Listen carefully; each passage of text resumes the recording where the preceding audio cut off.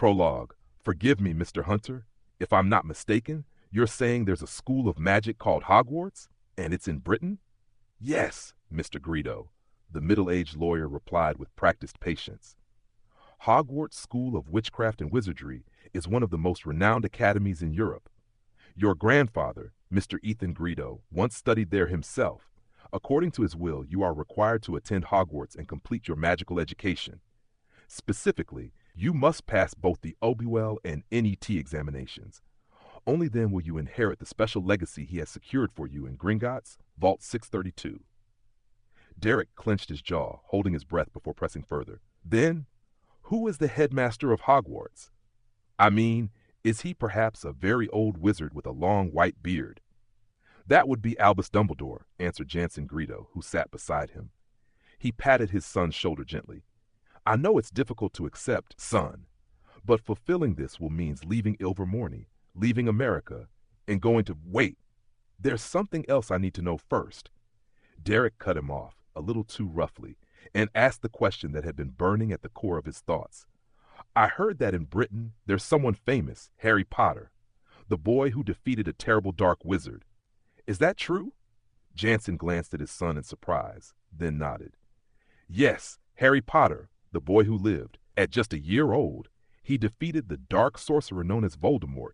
He should be studying at Hogwarts right now. Good heavens, Derek's vision dimmed. His heart thundered against his ribs as the foundations of the world he had built over 13 years shuddered violently. Reborn in America, he had discovered he was born into a family of extraordinary abilities. Then he had learned that magic itself was real. But only now did the truth strike home. He had crossed into the very pages of a best-selling novel from his past life. What could be more mind-breaking than this? For a moment his mind went utterly blank, as though someone were shouting in his ear. Then clarity returned, and he saw his father crouched before him, clasping his hand with deep concern in his eyes. Dad! Derek rasped, his throat raw, unable to explain the storm of emotions in his chest. Derek, Jansen said quietly, if you don't wish to go to Britain, we can leave this office right now and abandon the inheritance. No. Derek drew in a steadying breath and turned his gaze to the lawyer. I want to hear the rest first. What exactly is this special legacy in Vault 632? Mr. Hunter gave no comment on the scene before him. He simply pulled a parchment from his folder and spoke in a measured tone. That is what I am about to explain. Neither this firm nor the goblins of Gringotts know the vault's contents. What matters is this. You have been named its sole executor. If you refuse to fulfill the will, the inheritance will effectively die. The contracts signed long ago forbid the goblins from seizing a wizard's fortune. But without a rightful heir to claim it, the vault will remain sealed for eternity, untouched, unreachable, buried beneath the earth. The room fell into silence. Derek lowered his head, thoughts racing as he tried desperately to recall the details of Harry Potter's story. But after 5 long minutes, he gave up. 13 years had blurred the faces and voices of his past life's family and friends. What chance did he have of remembering the details of a novel? It was all hazy, like shapes glimpsed through fog. Harry Potter fought dark wizards every year? Harry Potter was an amazing flyer? The trio worked together to defeat Voldemort? And something about magical objects? And then, nothing. So, Mr. Greedo, Hunter tapped the table, will you carry out this will? Derek turned to his father. In the man's eyes, concern mingled with hesitation. Suddenly, instead of fear, a strange excitement welled up within Derek.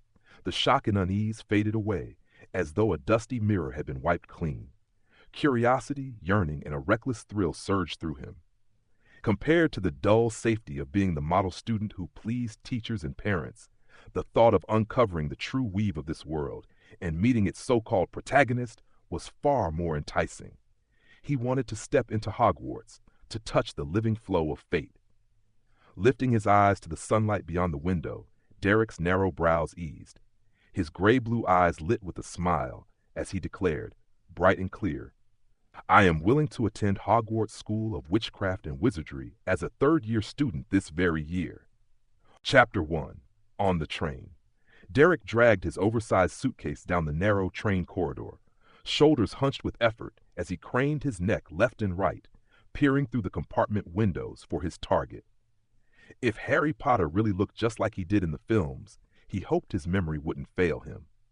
Along the way, he politely refused the help of Percy Weasley, the head boy, and Cedric Diggory, Hufflepuff's prefect. He insisted on searching alone, saying it would help him better integrate into his new community. "Well then, Mr. Greydor, I hope you'll find new friends on this train," Percy said with a dignified handshake. "As head boy, I can assure you Hogwarts will provide a most thorough and flawless magical education." Cedric, in contrast, was far warmer. "If you need anything, come to the prefect's carriage and I'll be glad to help. Honestly, I do hope you end up in Hufflepuff. Our house is the best." At last, after countless bumps and collisions, Derek reached the end of the train. In the left-hand compartment sat a black-haired boy whose lightning-shaped scar was barely hidden beneath messy strands. Derek spotted it instantly. Sliding the door open, he gave a polite smile. "Hello. May I sit here?" The chatter inside cut off at once. A red-headed boy by the door gawked at him, as if checking he wasn't some strange illusion before stumbling awkwardly to his feet and nodding. "Sure, come in. Want me to help with your trunk? Looks awfully big and heavy." "Thanks, but I think I can handle it." Derek slipped a wand from his jacket pocket and gave it a casual flick. "Trunk, move." The suitcase floated in a neat arc, landing silently atop two others. Derek stepped inside, dropped onto the seat beside Harry Potter, and carefully tucked his wand away, ignoring the wordless glances exchanged among the three. The air turned thick, as though a silencing charm hung in the compartment. After smoothing the wrinkles from his trousers, Derek finally looked up, extending his hand. "Hello, I'm Derek Greydor." "Hi, I'm Harry Potter. This is Hermione Granger and Ron Weasley." Harry shook his hand, then gestured toward the brown-haired girl with sharp eyes and the freckled redhead opposite. Hermione, as keen as ever, spoke up the moment Derek and Ron had shaken hands. "Sorry if I'm blunt, but you sound American. I don't recall seeing you at school before, and you're clearly older than 11. Does Hogwarts accept exchange students?" Her question stunned the two boys. "What? Exchange student?" Ron blurted. "I thought you were just some quiet huffle." Harry's sharp kick cut him off, and he hastily corrected himself. I mean, welcome." Derek pretended not to notice, keeping his smile steady. "You're right, Granger, I'm American. I studied at Ilvermorny School of Witchcraft and Wizardry, but due to family reasons, I've transferred to Hogwarts this year." "Whoa." Harry's eyes lit with wonder at the thought of a magical school across the ocean, though Hermione only rolled hers. "Honestly, Harry, Ron went to Egypt over the summer. Of course there are witches and wizards everywhere. Actually," Derek added, "we have international flu networks and port keys. Magical travel's quite easy, though the spinning leaves you dizzy and sick to your stomach." What's that noise?" Ron interrupted. A faint, high-pitched whistling was coming from somewhere. The three searched until Ron said, "It's from your trunk, Harry." Once again, Derek lifted his wand and shifted his own massive suitcase aside so Ron could retrieve Harry's. The sound came from a pocket sneakoscope, but Derek paid it no mind. Instead, his gaze lingered on the shabby-looking man asleep by the window, dressed in patched robes, pale and weary. "Is he a conductor?" Derek asked, jerking his chin toward the stranger. "He's the new professor," Hermione explained. "Defense against the dark arts, I think. The post changes hands often. This is the third teacher in as many years. I just hope he lasts." "Yeah, Merlin help him," Ron muttered. "They say the job's cursed. As long as he's not another Lockhart, I'll count my blessings." The two boys quickly veered into a discussion of Hogsmeade, while Hermione steered the conversation back toward Derek, Hannah peppering him with questions about Ilvermorny. Ilvermorny was founded in the 17th century on Mount Greylock. It's hidden by powerful enchantments, though sometimes, when the mist settles, it becomes visible. That attracts Muggle hikers, who then get lost until one of us has to guide them down while convincing them they found the way themselves. Muggles? Oh, sorry. That's what we call non-magical folk in America. You call them Muggles, right? Derek checked his worn handbook of the British wizarding world just to be sure. "Yes, Muggles," Hermione confirmed. "My parents are both non-magical. When they learned about Hogwarts, they were shocked and thrilled. They thought I just had some kind of superpower. What about you, Greydor? If you'd like, just call me Derek." He smiled. Both my parents are wizards, but my grandfather was muggle-born, same as my mother. At Ilvermorny, no one cares about that. Our professors always said it's the most open and democratic magic school in the world, bar none. That's wonderful, Hermione breathed. The Hogwarts Express thundered northward, the countryside outside growing wilder, clouds thickening until the sky turned dim and heavy. With her curiosity about Ilvermorny satisfied, Hermione began eagerly explaining Hogwarts traditions. Ron tried to pull Derek into a discussion about Quidditch, only to deflate when he learned Derek wasn't a fan. You can't be serious. Non-flying sports are dead boring. You should follow the Chudley canons instead. Ron insisted, but wilted under Hermione's disapproving glare. I'd better not spoil the sorting ceremony for you, Hermione said brightly. You'll want some surprises. I still remember the nerves and the thrill of my first year. Yeah, I was really on edge. Fred and George had me thinking we were about to wrestle a mountain troll, Ron chimed in. They all recalled that unforgettable night, laughter spilling out before they suddenly remembered the slumbering professor nearby. Their voices cut off at once. The journey itself was pleasant. They shared food, with Derek trading 3 hamburgers for corned beef sandwiches and sugar-free chocolate, and swapping chocolate frog cards with Harry and Ron. Even when Malfoy poked his head in, trying to stir trouble, Derek's good mood didn't falter. He's just a pile of dung, disgusting and not worth the breath. Ignore him, Derek, Ron muttered. Derek had successfully bonded with the main trio, and the progress delighted him. He'd also gleaned plenty of Hogwarts lore along the way. Later that night, once he settled in, he planned to jot everything down in his notebook, which already carried scattered notes, bits of memory he could still recall from the story. Sadly, the sorting ceremony wouldn't be much of a surprise. He remembered it involved an old hat that judged each student's nature. Time slipped by quickly. Darkness pressed down outside, rain lashed against the windows, and the wind roared endlessly. Ron stared out into the storm. Looks like we're almost there. No sooner had the words left his mouth than the train began to slow. Brilliant. Ron jumped up and headed for the door. I'm starving. I could eat a horse. We're not there yet, Hermione cut in, glancing at her watch. Then why are we stopping? The train slowed further, shuddered once, and came to a complete halt. At that instant, every lamp went out, plunging them into pitch-black darkness. Chaos erupted. Feet pounded down the corridor, voices shouted, and then their compartment door burst open. Several people stumbled inside, and Derek's foot was trampled again and again. Oi, do you all mind? He snapped. My foot's going to be the size of a pumpkin. A hush fell. After a pause, a timid voice whispered, Sorry. Derek pulled out his wand and muttered a lighting charm. His wand tip glowed, revealing a girl with fiery red hair, clearly kin to Ron, and a round-faced boy looking mortified. This is Neville Longbottom and Ginny Weasley, Harry explained. They're both in our house. Ginny's my sis. But before he could finish, the door creaked open once more. A cloaked figure filled the doorway, its head nearly brushing the ceiling. Hidden beneath the hood, the creature drew a slow, rattling breath. A chill shot down Derek's spine. Every bit of warmth drained away, replaced by a gnawing despair that smothered joy itself. A Dementor. Forcing himself to focus, Derek summoned every happy memory he had, 13 birthdays worth of small joys, and leveled his wand. Expecto Patronum! A thick plume of silvery mist burst from his wand, forming a barrier between the Dementor and the students. The creature faltered, then drifted forward another step. Leave it to me. You did well, came a hoarse voice. Professor Lupin, at last awake, rose to his feet. He raised his wand, and with a sharp sweep conjured a brilliant 4-legged guardian that charged the Dementor. The dark wraith recoiled and glided away. The danger had passed, but the damage lingered. Harry lay collapsed on the floor, unconscious, his glasses knocked aside. Hermione and Ron rushed to his aid. Derek finally let himself sag back into his seat, sighing at Neville, who was drenched in sweat. So, is this Hogwarts' way of welcoming new students, terrorizing them with dark creatures? When they finally arrived, Hogwarts wasted no time. Potter, Granger, Greto, I need the 3 of you now! The stern voice rang out across the platform, and Harry immediately tensed at the sight of Professor McGonagall. Don't look so grim, Potter, she said crisply. I only wish to speak with you in my office. Then, turning to Derek, she added, "And welcome to Hogwarts, Mr. Gredo."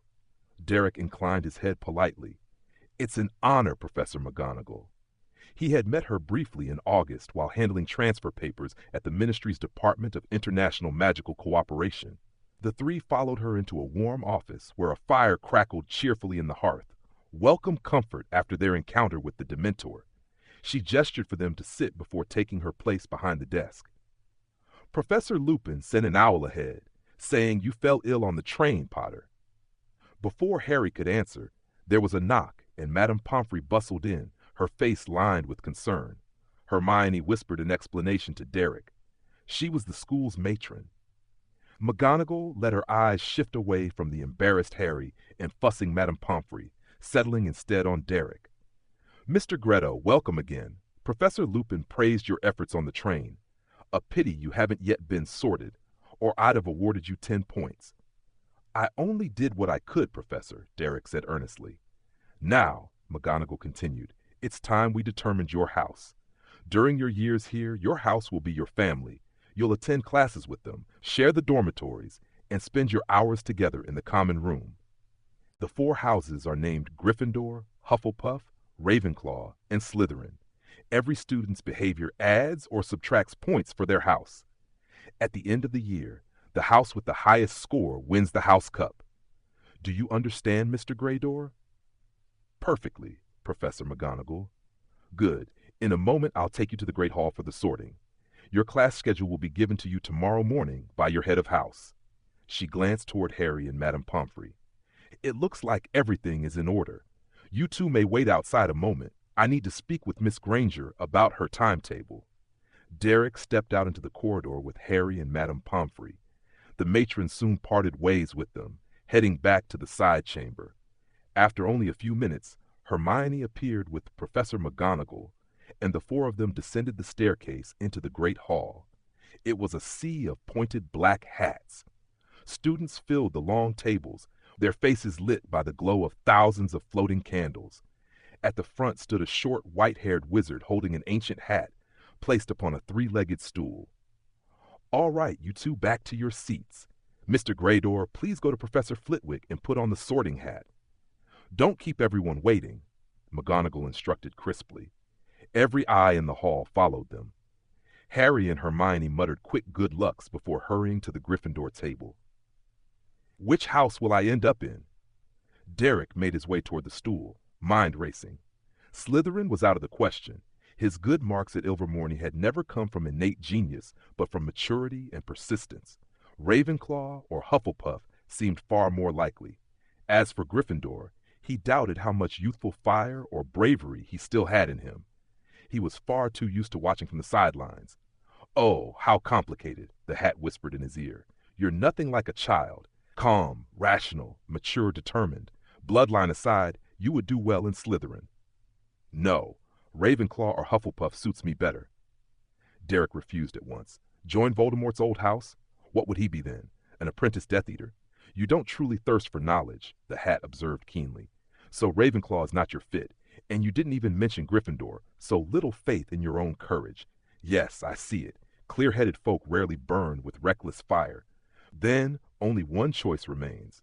May Hufflepuff's loyalty and integrity guide you to success. Hufflepuff." Applause erupted from the Hufflepuff table. Cedric Diggory, who had met him on the train, leapt up and embraced him, laughing as he clapped Derek's shoulder. "Welcome, Derek. It's brilliant you're in Hufflepuff. Word's already spread you held off a Dementor on the train." Derek barely had time to react. His story seemed to have outpaced him, and the Hufflepuffs buzzed with curiosity about the American transfer who had fended off a Dementor. One after another, they reached out to shake his hand. "All right, give him some space. Plenty of time to know each other later. Ernie, save him a seat. Let's quiet down," Cedric finally called, pulling Derek out of the crowd and pushing his housemates back to their places just as Dumbledore rose to speak. "Welcome," Dumbledore's voice carried through the hall, his beard gleaming in the candlelight. "Welcome to another year at Hogwarts. Welcome to our new students and our new companion." He winked at Derek. "I have a few words, and one matter is most serious. As you know, the Dementors have searched the train. They will now be stationed at every entrance to the school, carrying out the ministry's orders. I must warn every one of you. Avoid them. Prefects and the head boy and girl must ensure no student crosses paths with a Dementor. On a lighter note, he went on, I am delighted to welcome 2 new teachers to our staff this year. But hunger drowned curiosity. Few students cared for introductions. What they wanted was food and sleep. Suddenly, golden plates and goblets brimmed with dishes and drinks. Derek dug into the hearty fare, crispy fish and chips, roast meats, listening as his housemates chattered. This doesn't sound good, Ernie Macmillan muttered. A biting book paired with a professor who looks unreliable. Think positively, Ernie, Susan Bones countered. Hagrid's the gamekeeper. He knows magical creatures better than anyone. Ernie shrugged, tore into a drumstick, then turned to Derek. So why did you transfer to Hogwarts? The question clearly weighed on more than just Ernie. Students leaned in from nearby tables, Gryffindors and Ravenclaws alike, eager for his answer. It's not complicated, Derek said evenly. My grandfather was British. He immigrated to America when he was young. He passed away this July. His last wish was for me to study at Hogwarts, so here I am. Ernie flushed crimson.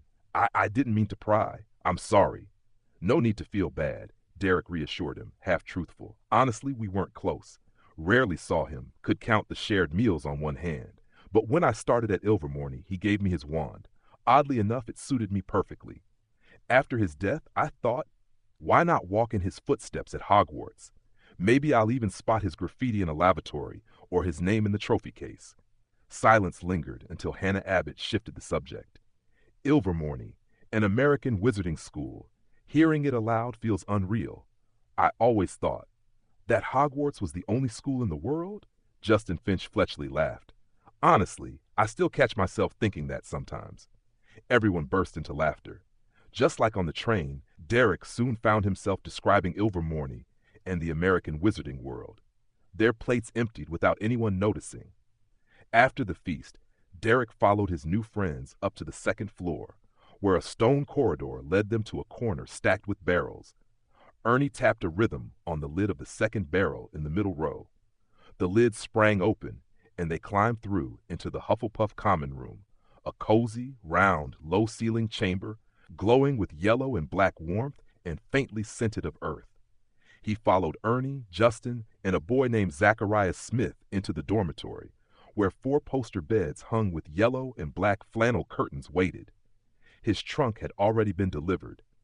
Derek changed into pajamas, drew his curtains shut, and sat on the bed to jot down everything he'd learned that day into his notebook. By the time he finished, the clock had struck midnight. Listening to the gentle snores of his dorm mates, he felt a sudden, tipsy clarity. The lone, sober man among the drunk. Without dwelling on it, he lay down and fell asleep almost at once. Chapter 3, Lessons. The next morning, when Derek stepped into the great hall for breakfast, the Hufflepuff table was nearly deserted. His 3 roommates were still fast asleep. The day's plan begins at dawn. Murmuring the phrase in crisp Mandarin to the air itself, he sat at the table. As he practiced tongue twisters under his breath, he heaped a spoonful of salad onto his plate, grabbed a few sausages and some bread, and began assembling a sandwich. You're up early, Mr. Greedo. The unexpected voice at his back startled him. He set down the bread and quickly turned. A short, round witch with tousled hair and a patched hat stood smiling warmly at him. He recognized her immediately. Professor Sprout, head of Hufflepuff, whom Ernie had introduced yesterday. Good morning, Professor Sprout, Derek said, rising at once. Here you are. She handed him a folded parchment. Your timetable. Professor McGonagall has already briefed me about you. She says your theory is very solid. I also looked at your transcripts. Quite impressive. Do your best. By the way, how's your Quidditch? The sudden shift of topic caught Derek off guard. I'm sorry. My what? Quidditch. How well do you fly? Not very, Professor. I'm not much interested in Quidditch, and I rarely ride a broom. Sprout looked him over thoughtfully. You're lean, and you seem agile. You'd make a fine chaser, or even a seeker. Find some time to practice. Cedric's building a brand new team this year. I think you should try out at next week's selection. With things phrased that way, what else could Derek say? He certainly couldn't admit to his head of house that he preferred basketball. I'll give it a try, Professor. Satisfied, she left him. Derek sat down again, already brooding over where he might find someone to cast a featherfall charm on him. Free falling from 100 feet in the air was no small matter. It was another half hour before his 3 roommates shuffled in, still half asleep. Justin plopped down beside Derek, shoved a forkful of scrambled eggs into his mouth, glanced at the bewitched ceiling overhead, and mumbled, "First day of term, clear skies. Good omen, right? Let's hope we don't have too many lessons today. I'm still shaken from the Dementor inspection," Ernie declared dramatically. He reached for Derek's timetable, scanned it, and called to a girl with long braids further down the table. "Arithmancy and ancient runes, Susan? Could you take Derek to the arithmancy classroom later?" "Of course," Susan replied. With that weighty task assigned, Ernie suddenly looked radiant, eating his breakfast with new vigor. After a moment's thought, Derek decided to ask his classmates about Quidditch. The extent of his knowledge barely covered the rules. "Professor Sprout wants me to attend next week's Quidditch tryouts." Everyone nearby gaped. Zacharias looked particularly displeased.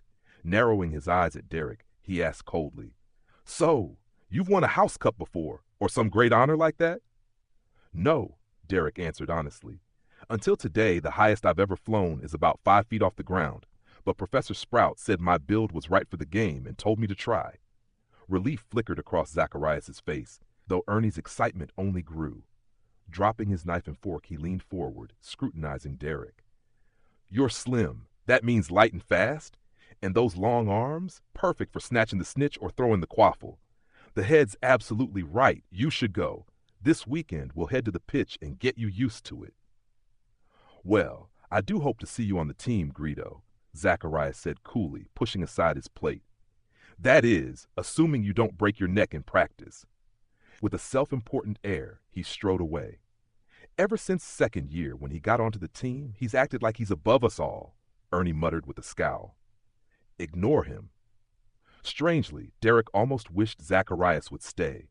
Mockery was easier to bear than the glowing encouragement from Ernie, Justin, and even Hannah and Susan, who offered him warm, supportive smiles. That only made the pressure worse. "I don't even have a broom," he admitted.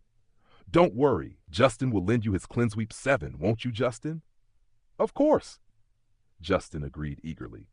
Burdened with visions of broken bones, Derek followed Susan up to the 5th floor. Once inside the classroom, she joined her Ravenclaw friend, while Derek scanned the room for a familiar face. "Good morning, Hermione," he greeted as he slid into the seat beside her. "Good morning, Derek." Hermione Granger's expression was taut with disdain and anger, sharpening her voice to a cutting edge. "Something wrong?" Derek asked. "I think she's a fraud, that divination teacher." Hermione cast him a wary glance, clamped her jaw shut, and abruptly changed the subject. "How are you finding Hogwarts?" Derek only shrugged. "It's fascinating. Those shifting staircases and traps are incredible. I'd have blundered into a dozen disasters already if Susan hadn't guided me." That earned him a laugh, and Hermione leaned closer, whispering a few handy tricks for navigating the stairways. They were still trading notes about the shifting routes on the 4th floor when the professor entered, and Hermione fell instantly silent. The professor for arithmancy was Professor Vector. He explained that arithmancy was a branch of divination using numbers to interpret personality, destiny, or even predict the future. Its other name, he told them, was numerology. "The foundation of arithmancy is the belief that the world is built upon the power of numbers," Professor Vector said. "Mathematics is strict and logical. In the world of numbers, every factor can be traced. There is no room for nonsense. Take special note of this. Don't think you can get away with scribbling random figures on your homework." Hermione let out a sharp, indignant huff at those words. Professor Vector handed out parchments covered in figures and began teaching them the Kabbalah number table. For most of the class, students who barely managed basic arithmetic, it was a nightmare. Apart from Hermione and Derek, every face was twisted in misery. But Derek outpaced even Hermione. While she was still scribbling calculations, his parchment was already complete. "Excellent work, Mr. Greydor," Professor Vector praised. "You're the fastest third year I've seen in years. 10 points to Hufflepuff." Susan's face lit with relief. She shot Derek a thumbs up and mouthed, "Good job." Hermione, however, was stunned. She checked Derek's parchment again and again before blurting, "How did you do that?" "Do what?" "Calculate so quickly." "Oh," Derek admitted honestly, "I just think it's rather simple." Compared to higher mathematics, arithmancy truly was. Hermione glared at him as if he'd insulted her personally. It wasn't until Derek's first transfiguration class that he understood what she meant. Professor Trelawney had reportedly prophesied Harry Potter's death in her very first divination lesson. "I'm glad I didn't sign up for that," Ernie said bluntly. "Whether true or false, I couldn't stomach a class that predicts death." Justin snorted. "If someone foretold my death, the first thing I'd do is owl my mum to send mango pudding. Might as well die full." Derek didn't join their joking. He frowned at Hermione instead. Divination and arithmancy began at the same time. So how had she known what was said in class before she even attended? Surely it couldn't have been a genuine prophecy. "And I promise you, Potter, if you die, you won't have to hand in this essay." McGonagall's sharp remark about divination cut through their whispers, and the students quickly straightened in their seats. The mood in Transfiguration soon lightened. They covered a mountain of knowledge about animagi and were assigned a 10-inch essay for homework. "No more classes today," Derek said as they left the room. He cast a thoughtful glance at Hermione's back. "Hogwarts' workload is almost too light. I can finish McGonagall's essay this afternoon and still have the evening free to read ahead for tomorrow and the next day." "I'd suggest you spend that time preparing for potions," Ernie warned. "Everyone dreads Professor Snape. We can never score well. He only favors Slytherins." By Wednesday, Ernie's warning came true. "Today, we brew the shrinking solution." Snape's dark eyes swept over the Ravenclaws and Hufflepuffs, silencing the room instantly. He rapped the blackboard where the instructions appeared. "I expect you to succeed, though I doubt most of you will." He drifted among the desks, robes trailing like the wings of a great bat, offering scathing corrections. "Mr. Goldstein, if you're not planning to eat it, remove the pulp from the fig skin." "Miss Patil, is your summer giddiness still not spent? Caterpillars go slowly along the edge of the cauldron. They are not to be tossed in." At the Hufflepuff table, he sneered down at Justin's potion, which had turned a violent purple. "You clearly skipped line 5 of the instructions, Finch Fletchley. 5 points from Hufflepuff. And you'll write me an essay on the correct method of stirring. 5 inches due next Wednesday." Then Snape turned his gaze on Derek's cauldron. Derek stirred steadily, counterclockwise, exactly 5.5 times. His potion shifted smoothly from deep green to bright emerald. Snape hovered 5 long seconds in silence before gliding away, unable to fault a single step. At Derek's side, Ernie released a long, shaky breath, spared by association. "Not bad, he only cost us 5 points today," Hannah said cheerfully after class. "Yeah, great," Justin muttered. "Easy for you lot, you don't owe a 5-inch essay." Suddenly Derek broke into a run, disappearing around the corner. Ernie and Justin exchanged baffled looks and hurried after him. When they caught up, he was staring fixedly at an empty staircase. "What is it?" Ernie panted. "Did you drop something? There's nothing here." Derek frowned. "Exactly. Nothing's the problem. Author's note. Happy New Year. Not Chapter 4. Derek's Fear." Derek quickly adapted to life at Hogwarts. His performance in class was solid, often earning points for Hufflepuff, which gained him the approval of his housemates within just a few days. The only one displeased by this was Hermione Granger. In every class shared with Hufflepuff, she found herself no longer racking up the same praise and points as before. Her competitive spirit flared all the more. "I still don't understand how you finished so fast," she said suspiciously in the library. "Did you study arithmancy in America?" "No. I just feel numbers have no secrets from me," Derek replied. "Oh, come off it," Hermione muttered, pressing her quill so hard against the parchment that the scratching sound was sharp and loud.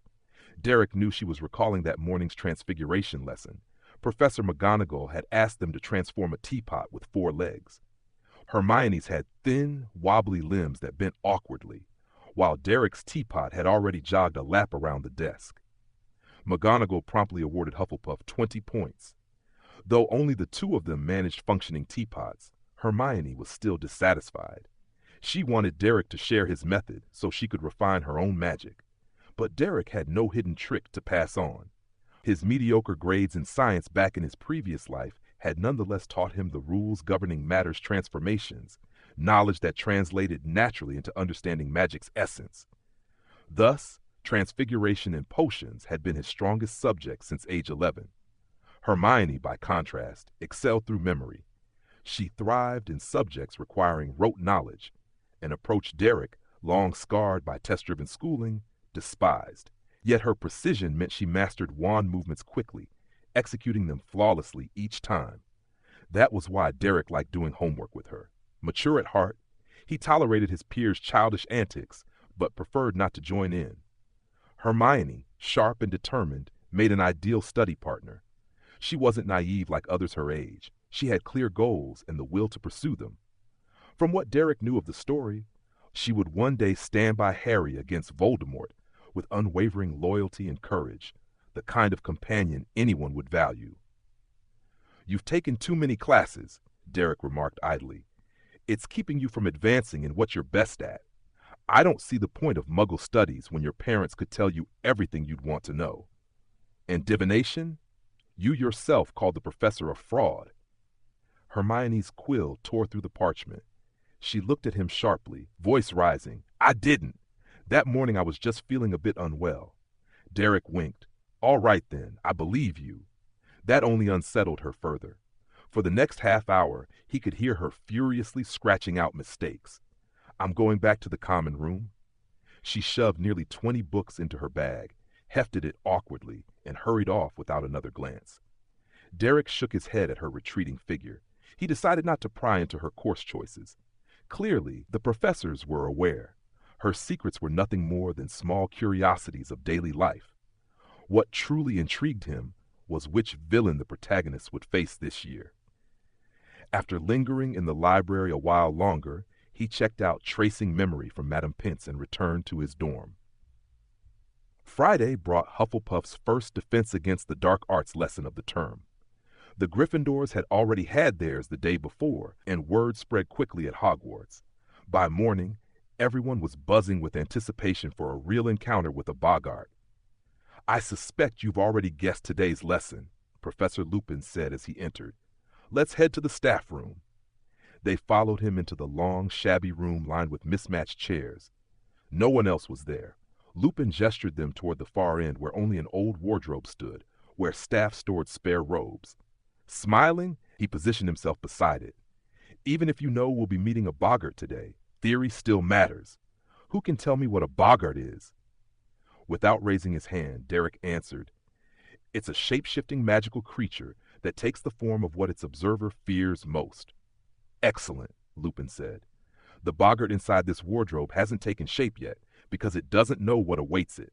Once I let it out, it will immediately become what each of us dreads most." "So," Lupin continued, pointing at Ernie, who was inching closer to the wardrobe, "what's our greatest advantage against a boggart, Ernie?" Caught, Ernie flushed, stammered, then managed, "There are so many of us, it won't know what to turn into." "Precisely," Lupin nodded. "Numbers are our strength. A boggart can't frighten everyone at once. It will falter, losing its power. But we must also learn to face one alone. The best defense is laughter. It fears it. And there's a spell that forces it into a ridiculous shape. Remember, conviction is key. Words alone won't suffice. Don't draw your wands yet. Just repeat after me. Ridiculous! Ridiculous! The class echoed. Good. I think we're ready for practice, Lupin said. Zacharias, would you like to go first? The sudden invitation knocked the wind from their bravado. The confidence they'd felt before class evaporated as Zacharias stepped forward, hesitating. He scraped his shoe against the floor a few times before reluctantly agreeing. If Zacharias succeeds, the boggart will likely turn its attention on each of you in turn, said Professor Lupin. Now I want each of you to take a moment and think, what do you fear most? Then imagine how you could force it into becoming something laughable. The room fell silent. Derek didn't need to think. He already knew. Death. The taste of it was nothing pleasant. Around him, everyone squeezed their eyes shut. Susan's brows knitted tight, and she whispered, No, Uncle. Are you all ready? Lupin asked.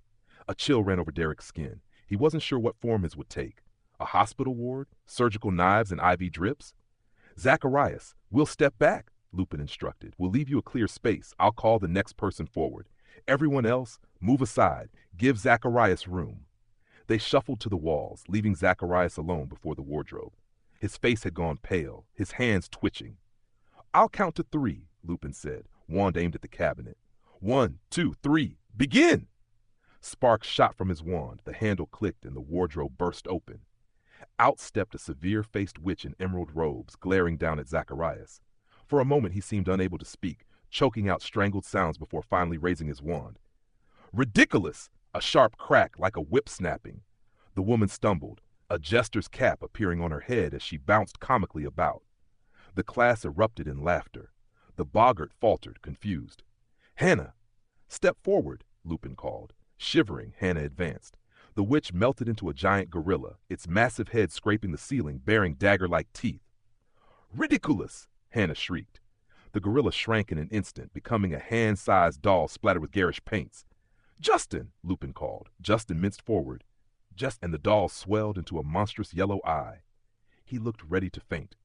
Ridiculous! He bellowed. The eye spun wildly, twisting into a severed snake. Crack! The snake became a corpse, wrenching off its own head. Crack! It turned into a lion, chasing its tail in dizzying circles, until it slipped and landed at Derek's feet. Crack! The lion became a frail young man with yellowed skin, black hair, and black eyes, clad in striped hospital garb. He opened his mouth and hissed at Derek. You too will die when that moment comes. Derek's heart lurched. He looked wildly around, realizing from the confused stares that no one else had understood the words. Curling his lips in a cold sneer, he leveled his wand. Ridiculous! The figure was instantly shaved bald and toppled straight into Ernie. Derek withdrew to the edge of the room after that, silent and distracted, barely hearing Lupin award points or assign homework. 13 years had passed, and he believed he could face his past life's death calmly. But the boggart had shown him otherwise.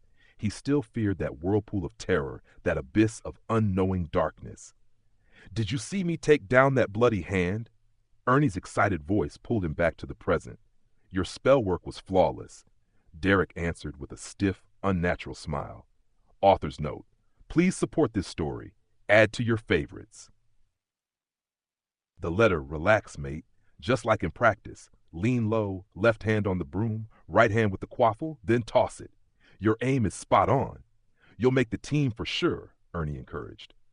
You do realize all my practice was at 20 feet, not 50, and you swear you'll be ready with your wand to catch me if I fall? Derek asked grimly, clutching the Clean Sweep 7. Justin had lent him. I swear on Merlin himself, Ernie said earnestly. Wingardium Leviosa. I remember every flick and swish. It was Hufflepuff's Quidditch tryouts, and Ernie and Justin had dragged Derek to the pitch at dawn. They were more enthusiastic than the candidate himself, coaching him, drilling him on flying tricks, even entering his name for tryouts without asking. Now Derek bitterly regretted not refusing Professor Sprout outright the week before. What's going on here? Justin muttered. Are we forming a girls' team this year? The field was filled with chattering girls, laughing, hugging, and squealing together. Ernie looked baffled. I don't get it. Where's Cedric? Oi, you three, someone shouted from the stands. They hurried over, relieved to escape the awkward crowd of giggling girls. Good morning, but what's all this? Ernie asked Hannah. Oh, Cedric's the captain this year, Hannah said with a giggle. They're all here for him. But they don't know, Susan added. Cedric already has a girlfriend, Cho Chang from Ravenclaw. All their efforts are doomed to be wasted. The two of them burst into the same silly laughter as the girls in the stands, clutching each other in amusement. Derek turned away, once again regretting the foolish choice he had made last Monday. Why on earth had he agreed to Professor Sprout's request to join the tryouts? But they can't just barge in and disrupt the tryouts. Ernie fumed. If they want, they can form some fan club like the Gobstone Society, make little badges or something. But Quidditch is serious business. His voice was drowned beneath Hannah and Susan's laughter. The two girls were laughing so hard that tears streamed down their faces. Susan wiped at her eyes and managed to choke out between gasps. Badges? Like Cedric is my one true love? Fortunately, Cedric appeared at just the right time to save Ernie. He poked his head out of the changing room and called, Are you here for the tryouts? Come on in. Hannah gave Derek a push and teased with a smile. Good luck, Derek. Following Cedric inside, Derek was surprised to find the changing room resembled a small common room. What startled him more was the number of people, only 13 in total, sitting or standing about. Considering a Quidditch team required 7 players, and given Ernie and Justin's earlier excitement, he had expected the place to be packed. All right, I don't think anyone else will show, Cedric said, standing in the center. The past few years we haven't done well, and people lost faith in the team. That's why turnout is low today. But, he swept his eyes around the room, voice firm, this year we start fresh. We'll rebuild from scratch, and if we work together, we won't lose to the other 3 houses. There are 14 of you here. After tryouts, I'll keep 9, 7 starters, and 2 reserves. Do your best. In the end, although Derek's flying wasn't anything special, his sharp chaser's aim earned him a place on the team as a reserve. As both prefect and team captain, Cedric carried a strong sense of honor. From the start of October, this showed in his approach to training. He pushed to match the other 3 houses in intensity, at least 3 practices a week, with even the reserves required to attend. The constant practices left Derek struggling to keep up with his schoolwork the way he had at the beginning of term. Ernie and Justin, who used to copy his homework, now found themselves helping him correct it instead, something they often grumbled about, though Derek thought it served them right. One evening after practice, Derek returned to the Hufflepuff common room to find only Ernie inside. He was frozen stiff, fingers numb, and it took him ages to fumble his wand out from his robes. At last, with warm steam hissing from the wand tip, life returned to his limbs, and he collapsed into a soft chair with relief. I already fixed your star chart, Ernie said. According to your calculations, Jupiter will collide with us next month.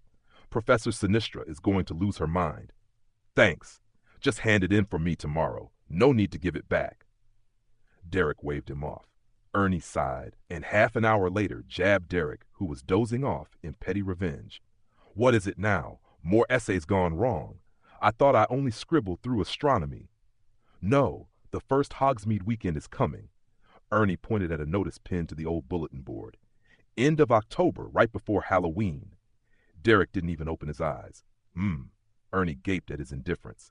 It's Hogsmeade, the only all-wizard village in Britain, Honeydukes, the 3 broomsticks, all sorts of places just for us. You can really enjoy yourself there. Derek sat up slightly, cracked an eye at him, and muttered, Trust me, mate, when it comes to enjoying life, muggles have us beat. Before they could start arguing, the team's beater, Gerent, came into the common room. There's a package for you at the door, Derek. 6 owls brought it, plus a letter. Too tired to move, Derek lazily raised his wand. Accio package. A long, narrow parcel zoomed through the doorway, landing neatly in his lap after he gave the wand a flick. The owls, startled by the abrupt summoning, gave 2 indignant screeches and immediately flew off without even waiting for food. You shouldn't do that, Ernie scolded. It's late, and they must have flown hard to deliver it. Derek ignored him, tearing the letter free with quick hands. He sat up straighter, shoved the parcel at Ernie, and said, Looks like a broomstick. Can you unwrap it for me?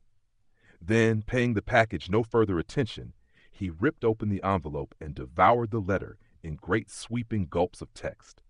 Dear son, how have you been lately? I've heard Britain's winters are damp and bitterly cold. I hope you'll grow used to the climate there and find some joy in experiencing a season so unlike what we have in America. Though both Ilvermorny and Hogwarts are boarding schools, I can't help but feel the difference between them. Now, every letter of ours must go through Flu Network inspection as part of the international mail process. It's tedious, but necessary. I only hope the 2-week delay doesn't leave you lonely. Remember, your father and I are always with you. You mentioned in your last letter that you fought off a Dementor on the train. That frightens me more than I can say. If I had known in August that the British ministry would be foolish enough to station Dementors as guards at Hogwarts, I would never have allowed you to transfer. Promise me, child, you'll stay safe within the castle walls, far from such foul creatures. You must understand, your Patronus is half-formed at best. Against a group of Dementors, even grown wizards, struggle to defend themselves. Never, ever give them the chance to harm you. Your father has recently expanded his business into Tennessee. He's been exhausted, explaining the existence of the magical Congress to the Muggle parents of underage wizards. There is no small task. Farmers are stubborn folk, and he's been grumbling about it for days. Personally, I think he brought it on himself. As for me, things are the same as ever, busy beyond belief. My promotion to deputy head of the Department of Magical Law Enforcement has only shifted my work from endless field assignments to mountains of paperwork. Perhaps that's a blessing, since I finally have time to sit at my desk and sip a cup of coffee. Still, I do miss sampling local cuisines on my missions. Hard to say whether the trade-off is worth it. As for the matter you asked me to investigate, Sirius Black, there has been progress. I managed to pry some information from the British liaison at the International Confederation. While the public reports all claim that Black was convicted for killing 12 Muggles and 1 wizard, Peter Pettigrew, the truth is his greatest crime was betraying his friend James Potter. It was he who revealed the Potter's address to the Dark Lord. The rest, I need not repeat. You must have heard the tale 100 times in Britain. And now that he has escaped from Azkaban, I don't need to spell out what his goal must be. My son, I don't know why you asked about this, but I trust you're not so foolish as to think of hunting him down yourself for the sake of a first-class order of Merlin. Let me warn you again. This is the second time. Weigh your own strength before you act. I know you've always been sharp and precocious, and by now your mind and magic are already far beyond most of your peers. But a man who can break free of Azkaban is no ordinary wizard. He is dangerous beyond measure. Should you encounter anything concerning him, go straight to your headmaster, Albus Dumbledore. I am certain he will protect you and your classmates from Sirius Black. Enclosed with this letter is a firebolt. Consider it an early Christmas gift from your father. He was overjoyed when he learned you'd made the Quidditch team. He says you've finally chosen a true wizard sport. Use your first broom well. It's said to be the finest in the world. At Christmas, I'll arrange a temporary international flu connection to bring you home. When the time comes, just speak to Professor Dumbledore. With love, Mother. Derek read the letter twice, and all his fatigue melted away. The thrill of grasping the threads of the world's grand events filled him with a strange satisfaction. He lifted his head, eyes meeting the stunned faces of Ernie and Geraint. What? Is something the matter? Neither of them spoke. Then Derek followed their gaze downward. There, gleaming in midair, was a broom of breathtaking beauty. It floated unsupported, every line sleek and perfect, from the golden serial number at the handle down to the smooth tapered tail twigs. Beautiful, isn't it? Derek said cheerfully. Author's note. Just came back from a New Year's performance this afternoon, so I finished writing later than usual. Also, to reassure you all, this is a BG story. To the readers guessing BL, you can stop speculating now. Chapter 6, Intrusion. To Derek's surprise, word of his firebolt didn't spread like wildfire. Not even Justin knew. Ernie and Geraint swore to keep it secret. Cedric whispered to him at lunch the next day, pulling him aside by the great hall doors. I warned them. If I hear your name linked to that broom anywhere, they'll spend a term in detention. You understand, don't you? A broom that top tier could change the outcome of a match. I understand, Derek replied at once. I won't flaunt it around. Good, Cedric muttered, his face suddenly flushing red as though wrestling with himself. Actually, your throwing skills are outstanding. I mean, if you were riding the firebolt, you'd be a deadly scorer. But I'm still a reserve. You can't bump me to starter just because of a broom. That wouldn't be fair, Derek said kindly. I'll earn my place with my own strength. In the meantime, would you be willing to use the firebolt to help our team win? You mean? Cedric asked in disbelief. I'm lending it to you, Captain. Use it well. Derek smiled. Cedric looked both shocked and moved. Thank you, Cedric said, crushing him in a hug hard enough to nearly crack his ribs. The whole team, the whole house, will be grateful to you, brother. After that, their friendship deepened quickly. Cedric even lent Derek all his third-year notes, which meant Derek no longer had to worry about homework or exams for the rest of the term. He was even willing to let Cedric occasionally skip Quidditch training, something that would have been unthinkable before. But Derek didn't care about that. What he truly wanted was knowledge, the kind usually forbidden to underage wizards. Legilimency and occlumency? Why are you asking about that? Cedric said in a low voice, sitting with him in a shadowed corner of the common room. We learned about boggarts, Derek lied smoothly. They can take the form of what someone fears most. I wondered how it could sense fear, so I did some reading. I came across entries on legilimency and occlumency, but the explanations were incomplete. I still don't quite understand. Ha, you really think deep, Cedric chuckled. That's well past NET level. Legilimency is a spell that invades another's mind. You can read their thoughts, feelings, and memories. Occlumency is the counter, shielding the mind from intrusion and protecting consciousness. They're like spear and shield, with no absolute dominance. It all depends on the wizard's skill. Derek forced his expression into one of curiosity and yearning, and pressed further. So if I used occlumency against a boggart, would it fail to transform? Or if I altered my own memories, erased fear entirely, then the boggart wouldn't know what to do, right? I can't tell you the secrets behind it, Cedric admitted, frowning, because neither legilimency nor occlumency are tested in NEBTs. They're far too advanced. As for memory alteration, I strongly advise against it. Even ministry-trained obliviators can only tweak muggles' memories temporarily. Our past shapes who we are. Recklessly tampering with it could lead to consequences you can't imagine. I understand. I'll be very careful, Derek nodded, then slipped in the question he'd most wanted to ask, his tone light as if closing the topic. But is there a spell that lets you view your own memories? You know, like lying in bed, flicking your wand at your head, and reliving a lesson in a dream, listening to the professor's lecture again. That'd be brilliant. You'd ace every exam. Cedric burst out laughing. Sounds amazing, Derek, but I can't answer that one. I've never learned it either. Why not ask Professor Lupin? He's a skilled wizard. As the defense against the dark arts professor, I'm sure he knows a thing or two about it. Derek nodded, ending the conversation. But the plan to consult Lupin ended before it began. Sirius Black had escaped Azkaban and broken into the castle, tearing apart the portrait guarding Gryffindor Tower. Barely half an hour after the Halloween feast, every student was herded back to the Great Hall. Only the Gryffindors knew what was happening. The rest of the school was bewildered. My colleagues and I will conduct a full search of the castle, Dumbledore announced, just as Professors McGonagall and Flitwick sealed the hall doors. For your safety, you'll spend the night here. Prefects will stand guard by the doors. House presidents will stay inside to keep order. If anything occurs, report to me immediately. Send a ghost if you must. He paused on his way out, then added, Oh, and you'll need. A casual wave of his wand sent the long tables flying to the walls, and another conjured hundreds of purple sleeping bags across the floor.